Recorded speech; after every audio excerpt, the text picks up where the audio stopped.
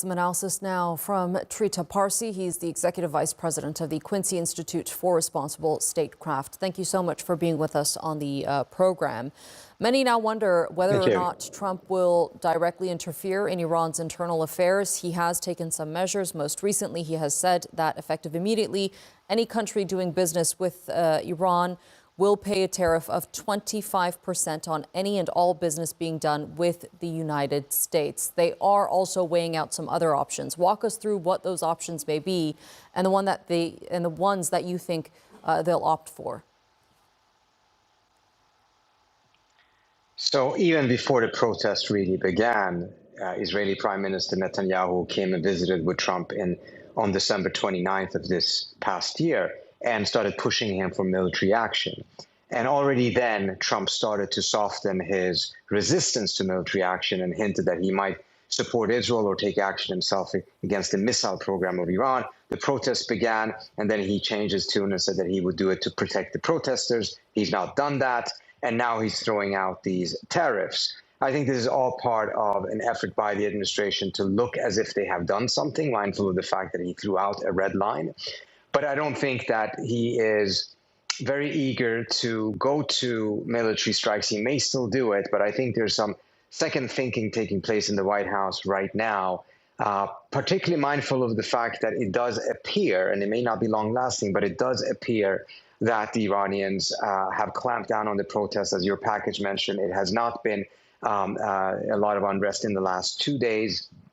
And also, I think there is a reality that Trump's psychology tends to work in such a way that, he seems to be somewhat forgiving of governments that actually manage to show that type of a brutality towards their own populations. And in some ways, I think he is interpreting that, or at least that's the signal that Tehran is sending, which is that by doing this, they're also really willing to strike back at the U.S. if the U.S. attacks.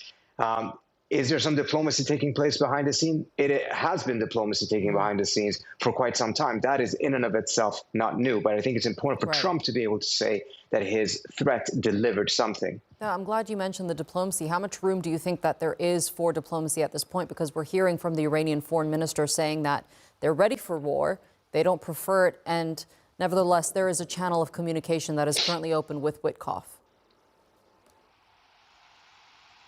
There is a channel. There is some degree of readiness for diplomacy. The question is, do the two sides stand too far apart from each other, have too unrealistic view of the other side's strength or weakness? I think there's been a huge gap in their perceptions of reality, and that has made diplomacy very difficult. I don't think the Iranians can, frankly, capitulate on some of the demands that Trump is putting forward, but the Iranians have made a huge mistake because they have not engaged directly with Trump, and as a result, frankly, do not know what his real red lines are. Those will only be revealed once the Iranians talk directly to Trump.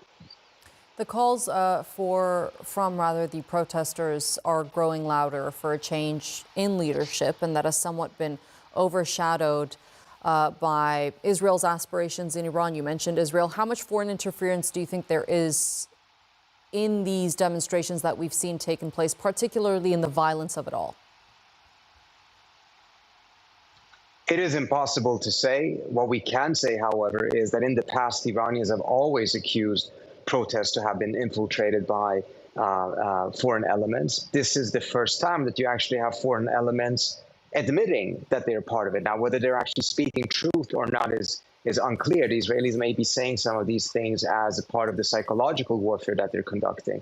But this is the first time that there is a country that actually says that they are involved in it. And that makes it very different. Now, when it comes to the violence, this is also one of the big differences with these protests. Obviously, the regime has used a tremendous amount of brutality to clamp down on the protests. But we have also seen a level of violence from elements within the protests that are, frankly, unprecedented as well, including the killing of a large number of police officers, putting them on fire, etc. I think that is also part of the reason why the protests have dwindled, because that type of violence actually repels peaceful protesters. They stay home because they don't want any part of it. But having said that, I think the main reason why the protests have dwindled is because the brutality of the clampdown conducted by the government itself. Trita Parsi, it's always great getting your analysis. Thank you for being with us.